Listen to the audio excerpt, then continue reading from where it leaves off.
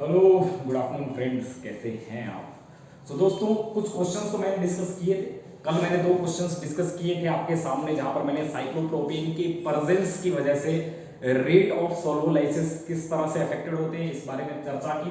और एक सवाल हम लोगों ने और डिस्कस किया था, जहां पर मैंने आपको डाईएजुटाइजेशन के बारे में बताया था, डिस्टॉर्टेड कॉन्फॉर्मेशन के बारे में बताया था, रीएडजस्टमेंट से पहले रीअरेंजमेंट की इंपॉर्टेंस आपको सिखाई थी, और वहीं से सिमेट्रिकल इंटरमीडिएट बने इससे पहले रीअरेंजमेंट हो जाती है। मतलब वो जो डिस्टॉर्टेड जो स्ट्रक्चर बने थे कार्बोकैटायन, जो डिस्टॉर्टेड, याद कीजिए कल वाली वीडियो याद कीजिए, जो डिस्टॉर्टेड जो कार्बोकैटायन बने थे, इससे पहले कि वो रीएडजस्ट होकर एक सिमेट्रिकल कार्बोकैटायन देते, वहां पर रीअरेंजमेंट हो जाती है। और प्रोडक्ट मैंने आपके सामने बनाए थे दोस्तों। कुछ सवाल और थे, और उसमें से एक सवाल ये था जो कि बहुत दिलचस्प सवाल था आपके सामने। ये सवाल मैंने पूछा था और लगभग सभी ने इसका गलत आंसर दिया था, कोई ऐसा नहीं था जिसने सही दिया हो। इसके अलावा एक सवाल और था, दो सवाल हम डिस्कस करेंगे। ये वाला सवाल मैंने हाल ही में दिया है, और कल परसों में ही मैंने ये सवाल दिया है, और इसका भी किसी ने सही आंसर नहीं दिया। एक बच्चे ने बस इसका सही आंसर दिया था, मुझे याद है, बस केवल एक स्टूडेंट ने इसका सही आंसर दिया था। इसका भी मैं डिस्कशन करूंगा और इसका भी मैं डिस्कशन करूंगा। दोस्तों, चाहूं तो मैं एक लंबी वीडियो बना सकता हूं, लेकिन आपके लिए भी वो देखना बहुत मुश्किल हो जाता है, और यहाँ पर क्योंकि टेक्निकल एरर कई बार आ जाते हैं, इसलिए मेरे लिए भी उतनी लंबी वीडियो रिकॉर्ड करना मुश्किल है। लाइव में हम लोग करेंगे, लंबा खेला खेलेंगे, लाइव की बात अलग है, लेकिन यहाँ पर मैं छोटी छोटी वीडियोस के जरिए आपको बेहतरीन कॉन्सेप्ट एक्सप्लेन करूंगा, बेहतरीन कॉन्सेप्ट बताऊंगा, और आपको सिखाऊंगा कैसे आपको क्वेश्चन को अप्रोच करना चाहिए। तो दोस्तों, ये सवाल आपके सामने, पैरामैग्नेटिक स्पीशीज, इसमें से कितनी पैरामैग्नेटिक स्पीशीज हैं, ये आपको बताना था। बहुत आसान सा सवाल था। तो यहाँ पर देखिए, आप इसको देखकर बिल्कुल घबराइए मत, ये बिस एरीन कॉम्प्लेक्स है, बिस एरीन। आप जानते हैं यहाँ पर ये बेंजीन रिंग है। आप लोगों ने फेरोसीन पढ़ा, आप लोगों ने फेरोसीन पढ़ा, मैंने फेरोसीन का पूरा एमओ डायग्राम मैंने मेटालोसीन्स का पढ़ाया है। आप मेरी वीडियोस जाके देख सकते हैं, आपको इन्हीं वीडियोस में आपको मेटालोसीन का एमओ डायग्राम कंप्लीट मिल जाएगा। वहां पर कैसे एलजीओस जनरेट होते हैं, कैसे इंटरेक्शन होती है, कैसे एमओ डायग्राम तैयार होता है, मैंने सब आपको बता रखा है। तो अब आपको क्या है, अब आपको यहाँ पर क्या है, यहाँ पर बेंजीन रिंग है, लिगेंड क्या है, यहाँ बेंजीन रिंग है। और मेटालोसीन्स में क्या होता था, मेटालोसीन्स में लिगेंड क्या होते थे, साइक्लोपेंटाडाइईन टाइप के सिस्टम, ये वाले। तो एमोडायग्राम तो हम लोगों ने इनके पढ़े, इनके एमोडायग्राम हम लोगों ने पढ़े। अरे इसका आपने सैंडविच सिस्टम पढ़ा था ना यार, इस तरह का। अरे यार, ये मेटल होता था, और यहाँ पर एक और इस तरह की 5 मेंबर रिंग होती थी, साइक्लिक पॉलीन सिस्टम्स होते थे। इसका हम लोगों ने एमोडायग्राम तो पढ़ा था, तो इसका एमोडायग्राम पढ़ा है, तो इसके बारे में तो हम चर्चा कर सकते हैं। लेकिन अभी जो पूछा जा रहा है, इस सवाल में जो पूछा जा रहा है, उसमें वो 5 मेंबर रिंग ना होकर 6 मेंबर का ये बेंजीन रिंग लिगेंड है। तो अब ऐसे में हम कैसे जानेंगे, ऐसे में हमें कैसे पता चलेगा इसका एमओ डायग्राम क्या होगा। जब तक इसका एमओ डायग्राम नहीं पता होगा, तो तब तक हम बता नहीं सकते, मैग्नेटिज्म के बारे में कोई भी चर्चा नहीं कर सकते। बोलो यार, एमओ थ्योरी यही तो बताती थी, यही तो उसकी खासियत थी, यही तो उसकी अच्छाइयां थी, कि वो इलेक्ट्रॉनिक स्पेक्ट्रा और मैग्नेटिज्म को, कलर को बहुत बेहतरीन एक्सप्लेन करती थी, रिएक्शन मैकेनिज्म को बहुत बेहतरीन एक्सप्लेन करती थी।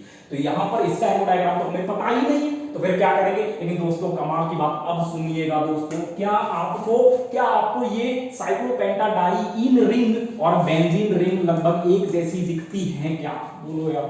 अरे वो तो न्यूट्रल एटम मेथड से बात करते हैं, तो यहाँ पर ये ईटा 5 है, 5 कार्बन से जुड़ी है, ये ईटा 6 है, 6 कार्बन से जुड़ी है। इसका इलेक्ट्रॉन डोनर नंबर 5 है, ये 5 इलेक्ट्रॉन देती है। न्यूट्रल एटम मेथड की बात कर रहा हूं, और ये 6 इलेक्ट्रॉन देती है। बोलो यार, अरे बोलो भाई। तो आपको क्या ध्यान रखना है, ध्यान ये रखना है कि लगभग ये सिमेट्रिकल जैसे दिख रहे हैं। ये वाला जो सैंडविच कंपाउंड है, ये वाला जो सैंडविच मेटालोसीन कंपाउंड है, वो बिस एरीन टाइप के कंपाउंड जैसा ही होता है, तो ज्यादा खास डिफरेंस तो होता नहीं। तो फिर ऐसे में इनके डी ऑर्बिटल्स की स्प्लिटिंग, इस मेटल के डी ऑर्बिटल की स्प्लिटिंग हूबहू वैसी ही होती है जैसा कि इस मेटालोसीन में है।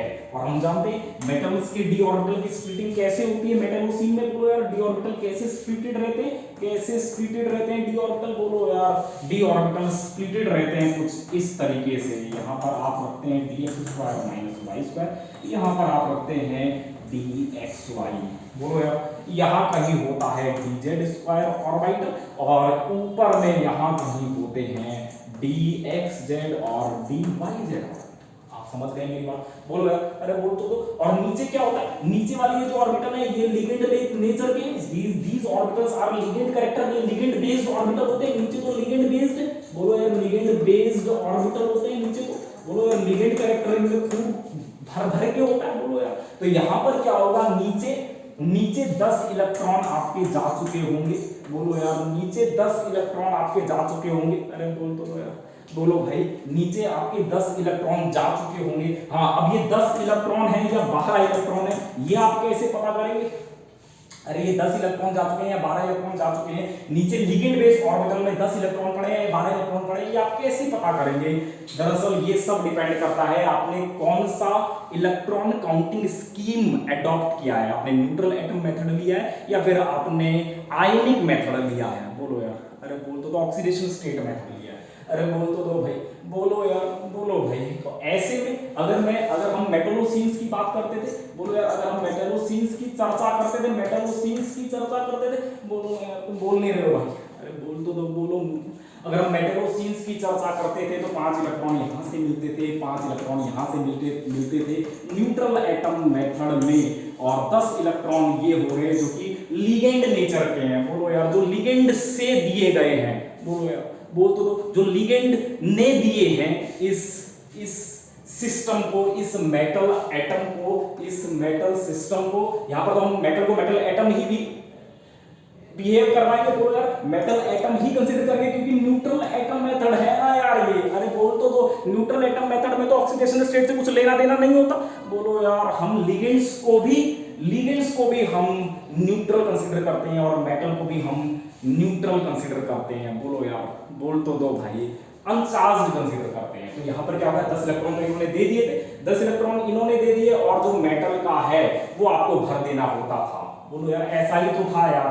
अरे बोल तो दो, बोलो ना यार, तुम बोलते क्यों नहीं? बोलो, समझ गए आपकी बात? ऐसा ही था।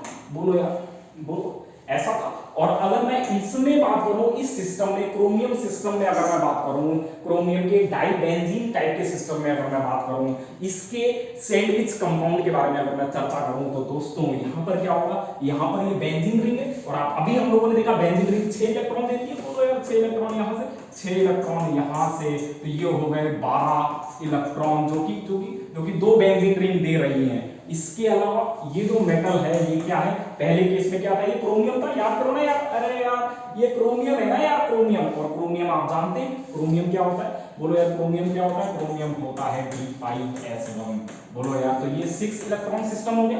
बोलो यार, ये 6 इलेक्ट्रॉन सिस्टम हो गया, और 12 इलेक्ट्रॉन आपको मिल गए, 12 इलेक्ट्रॉन आपको 2 बेंजीन से मिल गए, तो ये 18 इलेक्ट्रॉन स्पीसीज हो गई। It is an 18 electron species, ये 18 इलेक्ट्रॉन स्पीसीज हो गई। ठीक वैसे ही जैसा कि फेरोसीन होता है। बोलो ना यार, तुम बोलते नहीं हो यार, बोल तो दो भाई। फेरोसीन जैसे होता है, ठीक वैसे ही ये भी एक 18 इलेक्ट्रॉन स्पीसीज हो गई। बोलो भाई।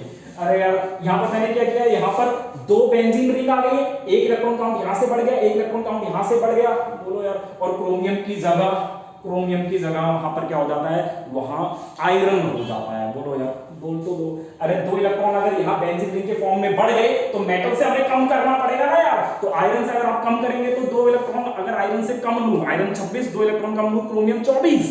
बोलो यार, तो क्रोमियम ले लिया। बोलो यार, दोनों ही 18 इलेक्ट्रॉन स्पीसीज हैं, दोनों को हम सीख सकते हैं, समझ सकते हैं दोस्तों। इसको अगर मैं LFT के फॉर्म में कहूं, मॉलिक्यूलर ऑर्बिटल थ्योरी के फॉर्म में कहूं, तो ये E2G ऑर्बिटल होता है, ये A1G ऑर्बिटल होता है, और ये E1G स्टार होता है। बोलो यार, अरे बोलो ना, समझ गया मेरी बात? तो 12 इलेक्ट्रॉन, देखिए फेरोसीन में क्या था, फेरोसीन में वो लिगेंड बेस्ड 10 इलेक्ट्रॉन नीचे रह जाते हैं, और मेटल के इलेक्ट्रॉन d ऑर्बिटल में पड़े रहते हैं। बोलो यार, इन स्प्लिटेड ऑर्बिटल में आयरन के इलेक्ट्रॉन पड़े रहते हैं। और यहाँ पर क्या होगा दोस्तों, यहाँ पर 12 इलेक्ट्रॉन लिगेंड बेस्ड ऑर्बिटल, नीचे वाले ऑर्बिटल्स में, स्ट्रांगली बॉन्डिंग ऑर्बिटल्स में 12 इलेक्ट्रॉन चले जाएंगे, जो कि 2 बेंजीन रिंग ने डोनेट किए थे, वो 12 इलेक्ट्रॉन नीचे चले जाएंगे। अब बचे हुए 6 इलेक्ट्रॉन आपको भरने हैं, आप बहुत आसानी से भर सकते हैं। 3, 4, 5 और 6। तो ये हो गया आपका, दिस इज योर्स। ये क्या हो गया आपका, ये आपका हो गया 18 इलेक्ट्रॉन डायमैग्नेटिक कॉम्प्लेक्स। ये आपका 18 इलेक्ट्रॉन डायमैग्नेटिक कॉम्प्लेक्स हो गया। बोलो यार, आई आपको मेरी बात समझ में? आपको मेरी बात समझ में आई क्या? तो ये हो गया, ये आपको समझ में आ गया होगा। ये किसका था? ये किसका? ये था इस क्रोमियम का, इस क्रोमियम का खेला था ये। बोलो यार, इस क्रोमियम का ही ये खेला था। ये हो गया डायमैग्नेटिक स्पीशीज। चलिए ये तो हो गया, इसकी चर्चा करते हैं। तो यहाँ पर अगर मैं देखूं तो 6 इलेक्ट्रॉन ईटा 6 है। बोलो यार, ईटा 6 है, ईटा 6 बेंजीन रिंग ईटा 6 है, C6Me6। तो इसका मतलब 6 इलेक्ट्रॉन एक बेंजीन रिंग देगी, तो 2 बेंजीन रिंग 12 इलेक्ट्रॉन दे देगी। और आप जानते हैं रुदेनियम, रुदेनियम क्या है? रुदेनियम आयरन फैमिली का है। और यहाँ पर इसका, इसके वैलेंस में D6S2 मतलब 12 प्लस 8 इलेक्ट्रॉन, मतलब ये तो 20 इलेक्ट्रॉन सिस्टम हो गया। बोलो यार, आप ऐसा ही सोच रहे हैं और आप 20 इलेक्ट्रॉन सिस्टम मानते हुए इसे आप क्या करेंगे? आप ऐसा कर देंगे। मैं समझता हूं आपकी बातों को। आप क्या करेंगे? आप सिंपली इसे 20 इलेक्ट्रॉन सिस्टम मानते हुए, क्योंकि आप दोनों ही बेंजीन रिंग्स को, दोनों ही मिथाइल सब्स्टिट्यूटेड बेंजीन रिंग्स को आप ईटा 6 मान लेंगे। और 20 इलेक्ट्रॉन में 18 इलेक्ट्रॉन तो आपने भर दिए, 19 और 20, 19 और 20, 19 एंड 20 आप ऐसा कर देंगे और आप कह देंगे कि 2 अनपेयर इलेक्ट्रॉन हैं और ये एक पैरामैग्नेटिक स्पीशीज है। लेकिन दोस्तों, यहीं आप बर्बाद हो जाएंगे, यहीं आप बर्बाद हो जाएंगे, यहीं आपकी बर्बादी चरम पर पहुंच जाएगी दोस्तों। क्योंकि ये एक 3D सिस्टम नहीं है भाई। It is not a 3D system. ये 3D मेटल नहीं है, ये 4D 5D सीरीज का है। और अगर 4D 5D सीरीज का है तो आप जानते हैं वहां तो कूद कूद कर 18 इलेक्ट्रॉन रूल फॉलो होता है। वहां तो जबरदस्त तरीके से, भयंकर तरीके से 18 इलेक्ट्रॉन रूल फॉलो होता है। और ये भी 18 इलेक्ट्रॉन को फॉलो करने वाला सिस्टम है। ये भी मारा जा रहा है 18 इलेक्ट्रॉन को फॉलो करने के लिए। तो ऐसे में दोस्तों, ये इस तरह से एग्जिस्ट करेगा ही नहीं। इसमें एक बेंजीन रिंग ईटा 6 के फॉर्म में होगी और दूसरी बेंजीन रिंग ईटा 4 के फॉर्म में होगी। यही इसकी खासियत और कमाल था, यही इसकी खासियत और कमाल था। दरअसल ये कॉम्प्लेक्स इस तरह से 18 इलेक्ट्रॉन रूल को फॉलो करेगा। और अगर 18 इलेक्ट्रॉन रूल को फॉलो करेगा तो जाहिर सी बात है, आप ऐसा कर सकते हैं। देखिए दोस्तों, आप ऐसा कर सकते हैं, आप ऐसे इसे बना सकते हैं, आप ऐसे बना सकते हैं, आप ऐसे इसे बना सकते हैं, आप ऐसे इसे बना सकते हैं। ये तो आपका हो गया। बोलो यार, ये तो आपका हो गया रुदेनियम। और यहाँ पर दरअसल, यहाँ पर आपको थोड़ा खेला खेलना होगा। बोलो यार, ये वाला खेला आपको खेलना होगा। इस तरीके से आपको खेला खेलना पड़ेगा। बोलो यार, अरे बोल तो यहाँ पर ये 4 से ही अटैच करना, यहाँ पर ये 4 से ही अटैच करना भाई, यहाँ पर ये 4 से ही अटैच करना। ऐसे मत दिखाना, नहीं तो फिर आप सोचोगे सर ये तो आपने कैसे करवा दिया, सर ये तो आपने पता नहीं कैसे करवा दिया सर। अरे उनको 4 से ही अटैच करना। बोलो भाई, 4 से ही अटैच करना। यहाँ पर ये जो मिथाइल है, सॉरी ये जो मिथाइल है, एक मिथाइल लगा हुआ यहाँ पर, ये जो मिथाइल है, ये जो मिथाइल है, ये जो मिथाइल आप इन्हें ऐसे दिखा सकते हैं। ये नॉन प्लेनर सिस्टम। बोलो यार, this benzene ring is non planar. ये नॉन प्लेनर बेंजीन रिंग है, it is non planar benzene. ये एक नॉन प्लेनर बेंजीन रिंग है, ध्यान रखना इसका। समझ रहे हैं आप मेरी बात?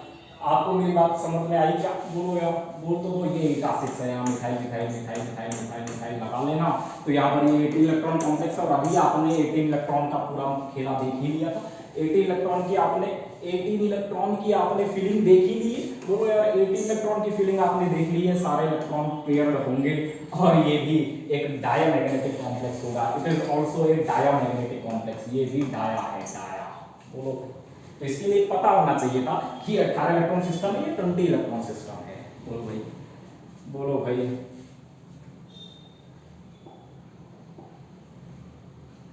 बोलो भाई। 4D का है वो। अरे 4D का इतना तो याद होगा। अरे ये 4D का होता है, ये तो याद होगा। बोलो भाई, यार जरा निभाना मौत तक। रुकावट राह पड़े आग में कूद पड़े। ठीक है, हो गया? आया आपको ये समझ में? चलिए इसके अगले इसकी चर्चा करते हैं। ये तो यही तो है असली खेला, इसी का तो है, इसी की तो चर्चा हो रही है। हर जगह इसी का ही तो मामला है, गली मोहल्ले में इसी की तो चर्चाएं हैं। सबसे रंगीन आदमी यही है। क्या है ये? चलिए इसकी अब मैं चर्चा करता हूँ। और ये कैसे दूसरों से अलग है, कैसे भाई ये दूसरों से अलग है? अगर मैं ऐसा बना देता स्क्वायर फॉर्म में, जो कि मैंने नहीं बनाया, मैंने ऐसा बना रखा है रेक्टेंगुलर फॉर्म में, ऐसा मैंने बना रखा है। तो इन दोनों में क्या अंतर है भाई? क्या अंतर है दोनों? अंतर है दोस्तों, ये भयंकर हाईली एरोमेटिक सिस्टम है। Highly anti aromatic, highly anti aromatic system है, it is highly anti aromatic, जबरदस्त एंटी एरोमेटिक है, भयंकर एंटी एरोमेटिक। बोलो यार, बोल दो तो। अरे यार 4n5 सिस्टम है ये, बोलो यार, और हसल के मुताबिक ये हाईली एंटी एरोमेटिक सिस्टम है। तो फिर ऐसे में इधर इधर क्या हो गया, बोलो यार, इधर गजब की बात हो गई, इधर कमाल हो गया दोस्तों, कमाल हो गया। इधर इधर ये जो डबल बॉन्ड है ना दोस्तों, ये आइसोलेटेड डबल बॉन्ड है।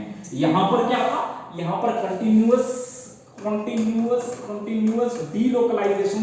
डीलोकलाइजेशन थी क्लोज्ड लूप में, कंटिन्यूअस डीलोकलाइजेशन थी क्लोज्ड लूप में 4 पाई इलेक्ट्रॉन डेंसिटी की। बोलो यार 4 पाई इलेक्ट्रॉन डेंसिटी की। अरे बोलो भाई, लेकिन यहाँ पर ये आइसोलेटेड डबल बॉन्ड हो गए, these are isolated double bond. बोलो भाई, और यहाँ पर क्या होगा, आइसोलेटेड डबल बॉन्ड है तो क्या होगा, एंटी एरोमेटिक कैरेक्टर कम हो गए, लेस एंटी एरोमेटिक। और क्या होगा, अरे और क्या होगा, बोलो यार, फ्रॉस्ट डायग्राम से आप इसका बनाते हैं एमओ डायग्राम। बोलो यार, फ्रॉस्ट सर्किल का यूज करके आप इसका एमओ डायग्राम बनाते हैं ना यार। अरे बोलो ना यार, फ्रॉस्ट सर्किल यूज करके आप स्क्वायर का रेगुलर बोलता है वो, चिल्ला के रेगुलर बोलता है। अरे बोलो ना यार, रेगुलर पॉलीहेड्रन नहीं है भाई। बोलो यार, अरे बोल तो दो, बोलो भाई। यहां पर क्या है, यहां पर इस फ्रॉस्ट सर्किल में जो आप यूज करते हैं, जो आप खेला यूज करते हैं, जो आप फिगर यूज करते हैं, वो रेगुलर होना चाहिए, मतलब उसकी सभी साइड्स बराबर होनी चाहिए। इट शुड बी रेगुलर, वो रेगुलर होना चाहिए। लेकिन रेगुलर तो केवल स्क्वायर में हो सकता है, रेक्टेंगल में तो नहीं हो सकता। बोलो यार, रेक्टेंगल में तो नहीं हो सकता। तो यहाँ इसमें तो आप इसकी तो आप निकाल सकते हैं, इसकी तो आप एमओ डायग्राम आप ड्रॉ कर सकते हैं, कोई दिक्कत नहीं है। एक सबसे नीचे, एक दो नॉन बॉन्डिंग वाले लाइन में, और एक सबसे ऊपर। तो अब क्या है, आपको 4 इलेक्ट्रॉन डालने हैं, 1 2 3 4। ये लीजिए, ये एक डाइरेडिकल स्पीसीज है, लेकिन दोस्तों कमाल हो गया। यहाँ पर क्या होता है, ये जो स्पीसीज है, इस स्पीसीज में स्यूडो जॉन टेलर डिस्टॉर्शन होते हैं, और इस स्यूडो जॉन टेलर डिस्टॉर्शन की वजह से एंटी एरोमेटिक कैरेक्टर कम हो जाते हैं, कम। ये सिस्टम बहुत अनस्टेबल है, इसमें एंटी एरोमेटिसिटी है। इस एंटी एरोमेटिसिटी से ये निजात पाना चाहता है, इसे ये कम करना चाहता है, इस एंटी एरोमेटिक कैरेक्टर को, और इसके लिए ये स्यूडो जॉन टेलर डिस्टॉर्शन कर लेता है। ठीक वैसे ही जैसा कि आपने इनऑर्गेनिक केमिस्ट्री में इसकी नॉन एग्जिस्टेंस को लेकर पढ़ा होगा। बोलो यार, ये नॉन एग्जिस्टेंट है, ये एग्जिस्ट नहीं करता। क्यों भाई, यहाँ पर भी स्यूडो जॉन टेलर डिस्टॉर्शन का ही बोलबाला है। यहाँ पर भी स्यूडो जॉन टेलर डिस्टॉर्शन की वजह से ही ऐसा होता है। ठीक वैसा ही यहाँ पर भी होता है इस स्क्वायर साइक्लोब्यूटाडाइईन में, जो कि स्यूडो जॉन टेलर इफेक्ट दिखाता हुआ, डिस्टॉर्शन दिखाता हुआ।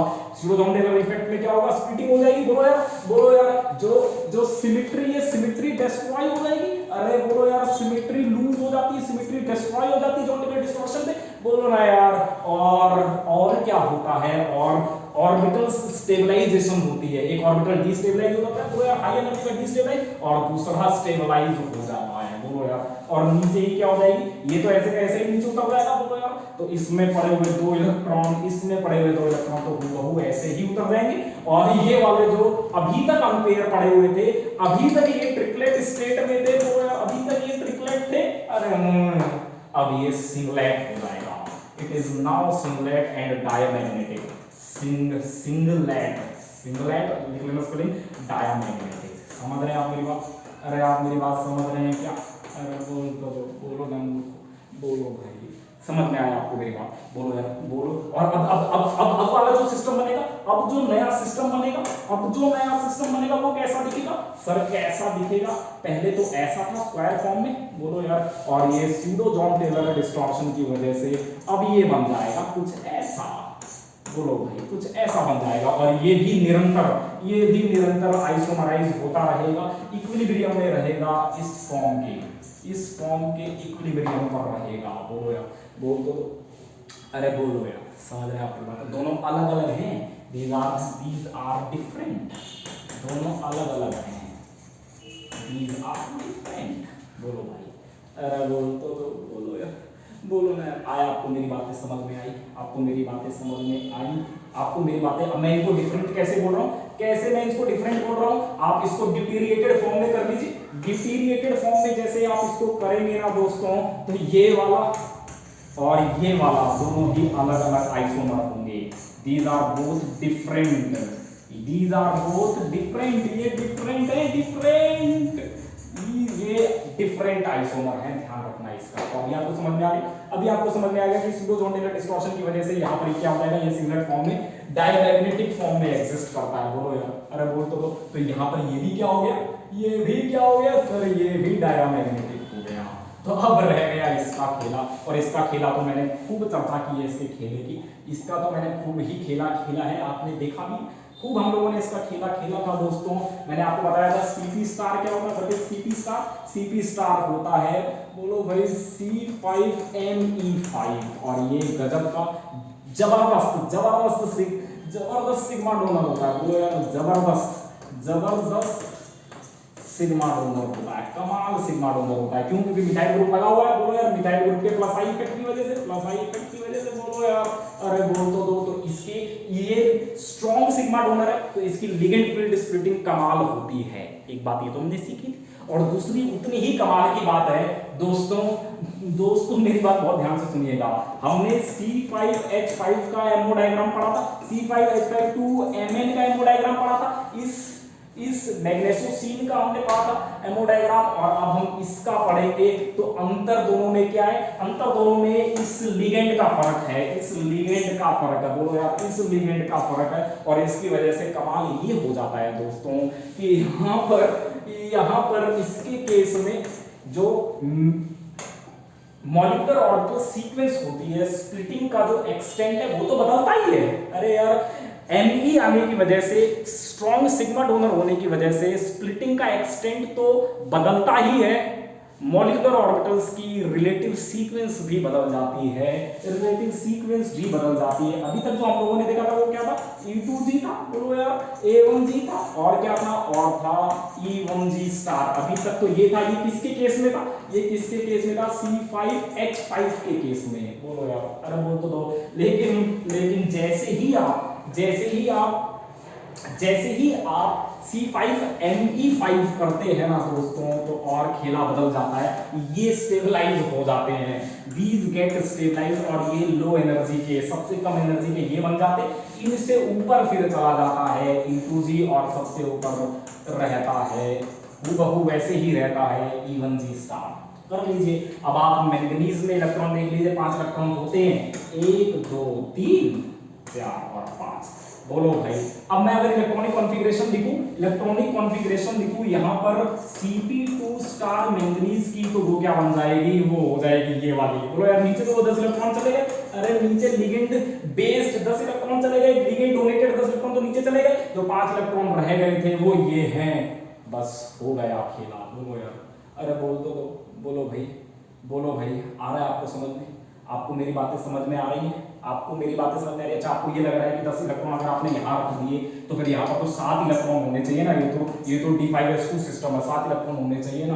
कोई बात नहीं, यहाँ पर जब आप इसका कंप्लीट एमओ डायग्राम बनाएंगे ना दोस्तों, तो यहाँ आपको 6 एमओज आपको नीचे दिखेंगे। मैं आपको दिखा भी देता हूँ, मैं आपको बता भी देता हूँ, यहाँ पर आपको नीचे 6 एमओज मिलेंगे, मैं आपको बता देता हूँ, लिख लीजिए नीचे आपको 6 एमओज मिलेंगे। अच्छा, आपको वो गड़बड़ हो रही है क्या, नहीं सर यहाँ तो नीचे तो सर 12, अरे अभी बता देता हूँ। अच्छा, आपको ये गड़बड़ वहां से हो रही होगी, वहां से आपको समझ में आ रहा होगा कि वहां पर जो शुरू में हम लोगों ने क्या किया था, शुरू में हम लोगों ने 10 इलेक्ट्रॉन एक बार मैंने बोले और एक बार मैंने 12 इलेक्ट्रॉन बोले, वहीं पे आपको गड़बड़ लग रही होगी, एक बार 10 बोल दिए, एक बार 12 बोल दिए, दोनों नीचे रख दिए, फिर मेटल को 0 ले लिया।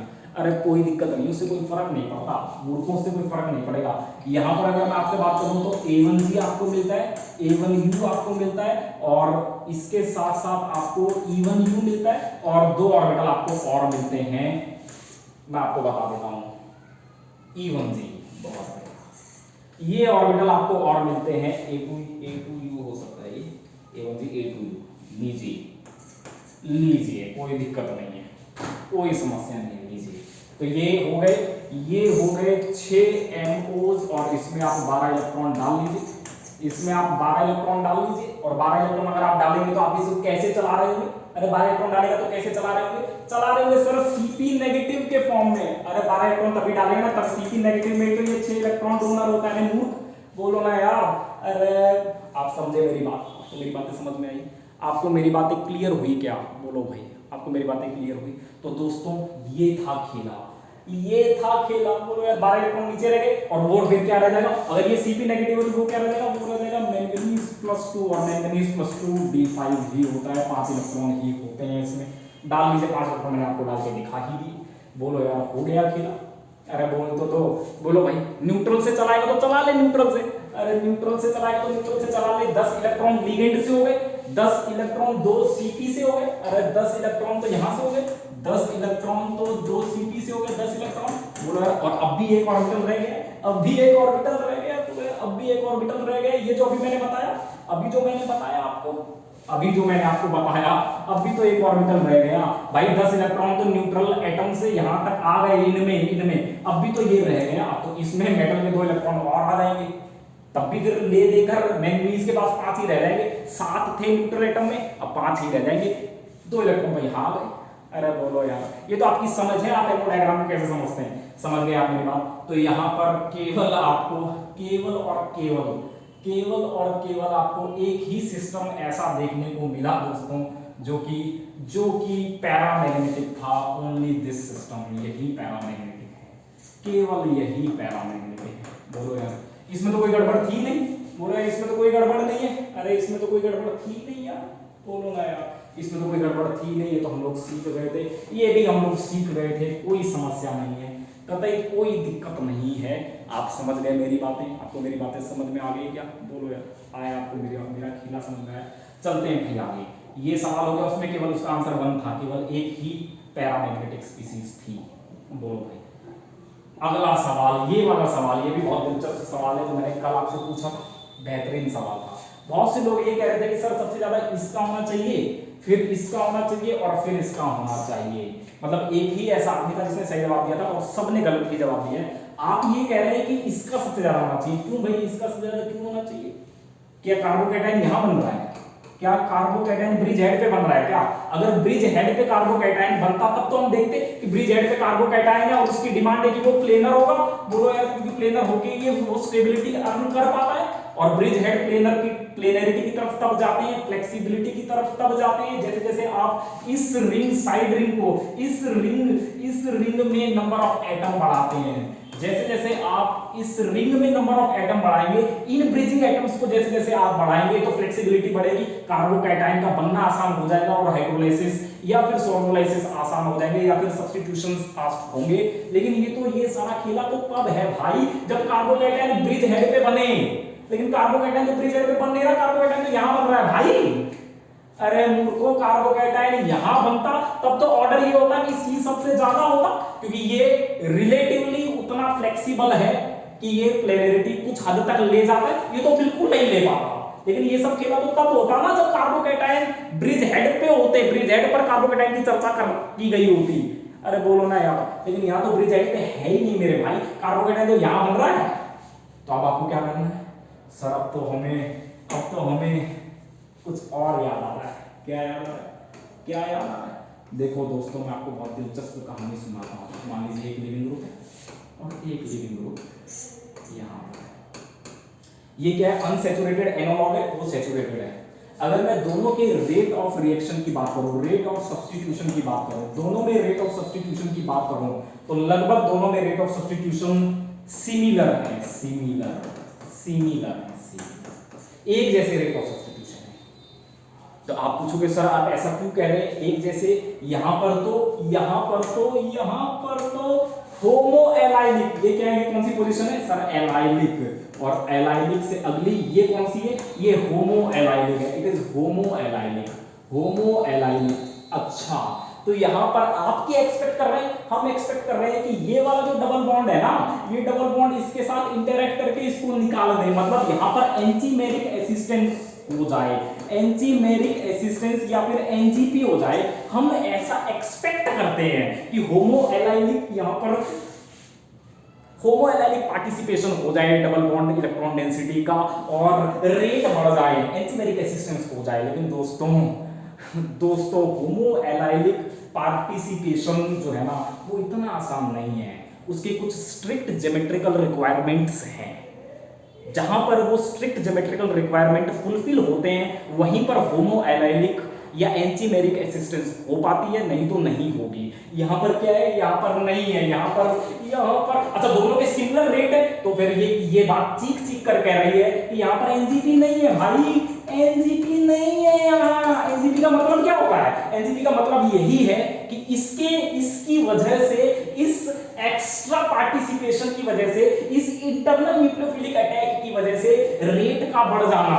बोलो यार, अगर रेट नहीं बढ़ते तो हम एंटीमेरिक रेसिस्टेंस नहीं कहते हैं उसको। अरे यार, अरे बोल तो दो भाई, इसका मतलब क्या है? मैं क्या कहना चाह रहा हूं? मैं ये कहना चाह रहा हूं कि अगर इसमें यहां से ये लीविंग ग्रुप लीव करेगा ना, तो इसमें जो कैटायन बनेगा,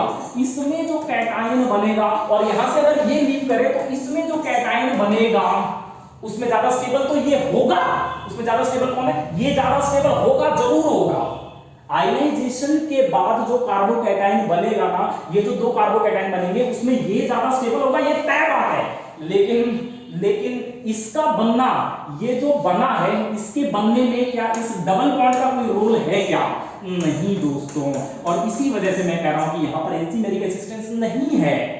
बोलो यार, ये बन जाएगा, उसके बाद ये स्टेबलाइज होगा, उसके बाद इसमें बैक साइड अटैक हो सकते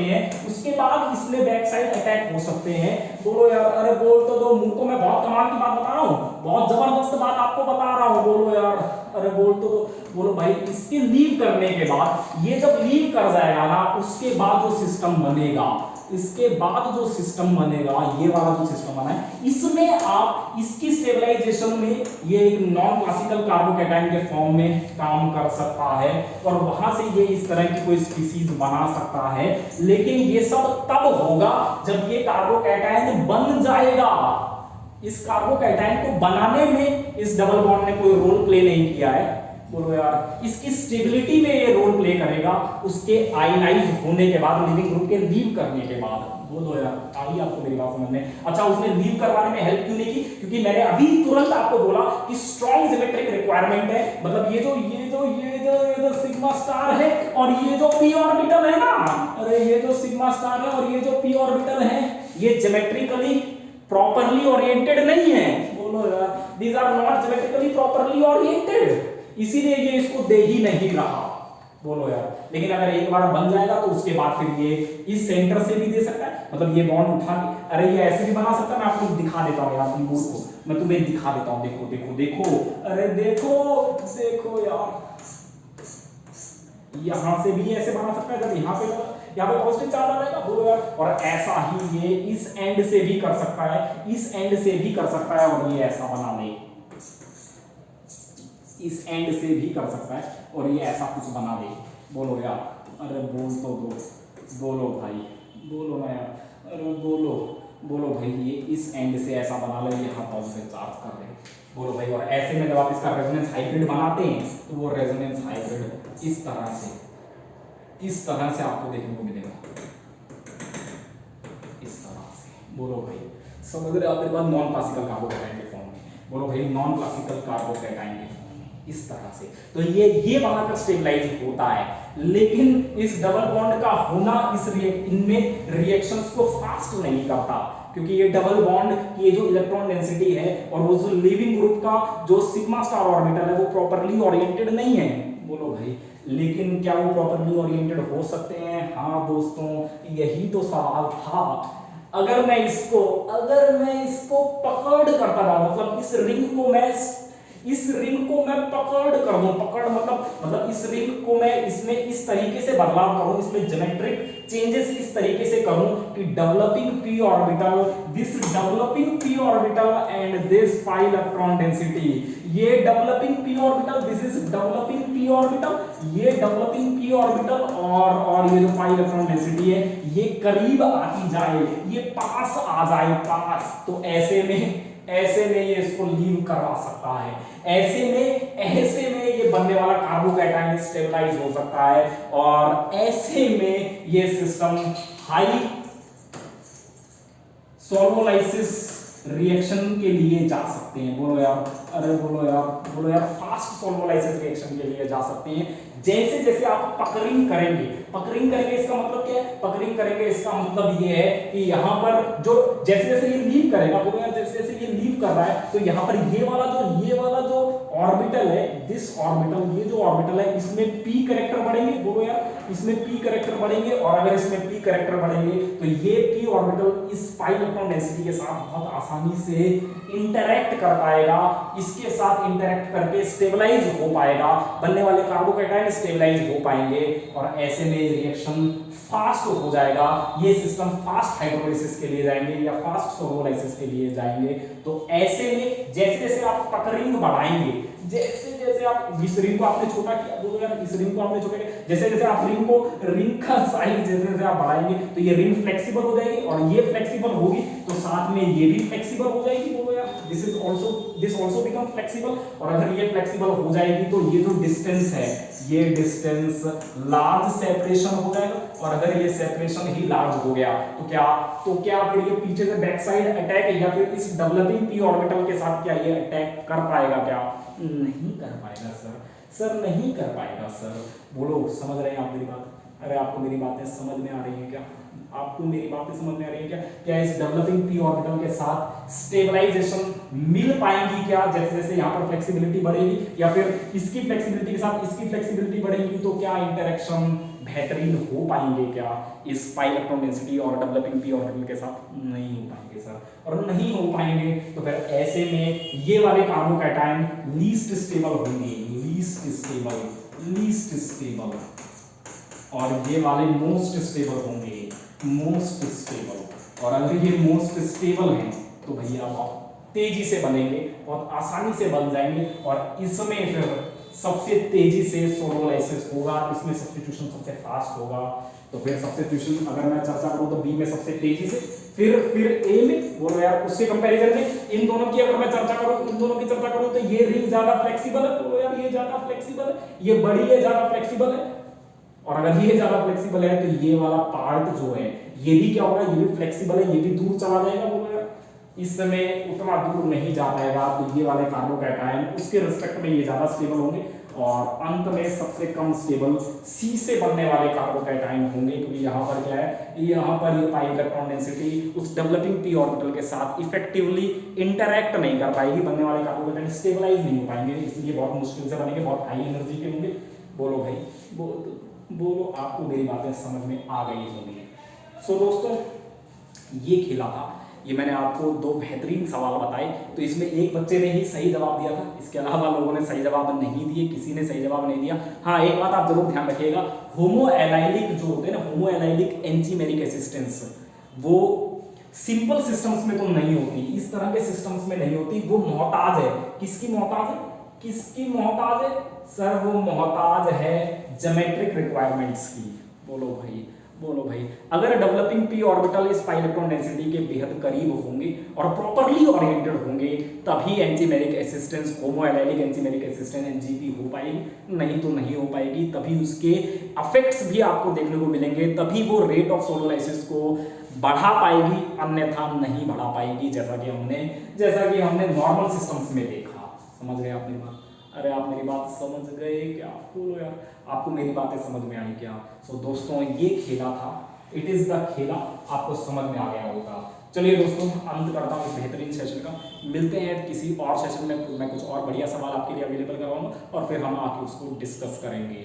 सो दोस्तों और मेरी बुक्स के बारे में, बिल्कुल बुक्स के बारे में तो भूलना ही नहीं, बुक्स तो रामबाण है, बुक्स बेहतरीन है, आप समझ लीजिए। PIFR वाली है, PIFR वाली, PIFR ध्यान रखिएगा इसको, ये है 2012 से लेकर 2021 तक के सॉल्यूशन, और 2022 के भी बना लिए, लेकिन ऑफिशियल आंसर की जब तक नहीं आएगी तब तक मैं उन्हें ऐड नहीं करूंगा। तो प्लीज आप ऑफिशियल आंसर की का वेट करिए, वो बुक भी आपको अवेलेबल हो जाएगी। इसके अलावा गेट की बेहतरीन सेलिंग चल रही है इसकी, आपने देखी भी होगी।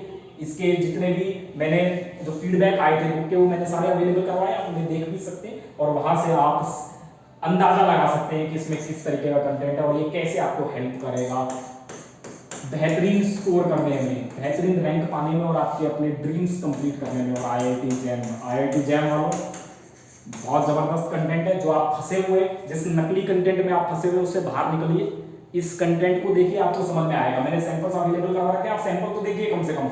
आपने अपना सैंपल देखते हैं ना, आपको अंदाजा है, आपको बस एक अंदाजा है कि सर महंगी है। अरे भाई सैंपल तो देख एक बार, तो आपको अंदाजा होगा कि आपने क्या क्या आप पाए हैं, और अगर आप वो नहीं खरीद रहे हैं तो आप क्या आप मिस कर रहे हैं, ये आपको अंदाजा हो जाएगा।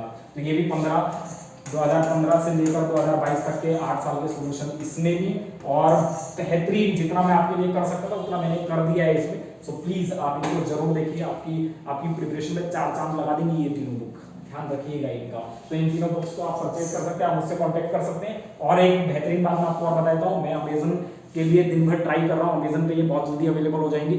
अभी तक दिक्कतें हो रही थी, अब दिक्कत नहीं है, बहुत जल्दी एक हफ्ते में ही ये अवेलेबल हो जाएंगी। लेकिन ध्यान रखिएगा, अमेजन के जो कोरियर के चार्जेस हैं वो बहुत ज़्यादा हैं, ये बात ध्यान रखना। अमेजन के कोरियर के चार्जेस बहुत ज़्यादा हैं, इस बात का ख्याल रखना। अमेजन पे बुक जो अवेलेबल होगी वो हाई रेट पर अवेलेबल होगी, ये ध्यान रखना भाई, ठीक है। इसीलिए मैं आपको कह रहा हूँ कि जो खरीद सकता है अभी खरीद ले, क्योंकि जब जैसे ही अमेजन पे आएगी तो फिर मैं अपनी तरफ से डिलीवरी बंद कर दूंगा, क्योंकि मैंने बहुत दिन डिस्पैच कर करके ऑर्डर, करीबन 300 बुक मैंने डिस्पैच कर दी। तो भाई अब जो जैसे ही अमेजन पे इसका लिंक अवेलेबल हो जाएगा ना, तो फिर मैं कुछ नहीं करूंगा, फिर मेरे बस की बस से बाहर है, फिर मैं डिस्पैच नहीं किया करूंगा। फिर आपको जो बड़े रेट है आपको वही पे करने पड़ेंगे, उसी से आपको लेनी पड़ेगी। अगर आपको लेनी है तो आप प्लीज लीजिए, नहीं लेने तो आपकी मर्जी है भाई, मैं तो कह नहीं रहा। आप सैंपल देखिए, आपको क्वालिटी देखिए, कंटेंट देखिए, उसके बाद बात कीजिएगा। सो दोस्तों मिलते हैं अगले सेशन में, तब तक के लिए बहुत बहुत धन्यवाद आप लोगों का, और आप इसी तरीके से अपना प्यार दिखाते रहिए, जुड़े रहिए। Bye bye, take care.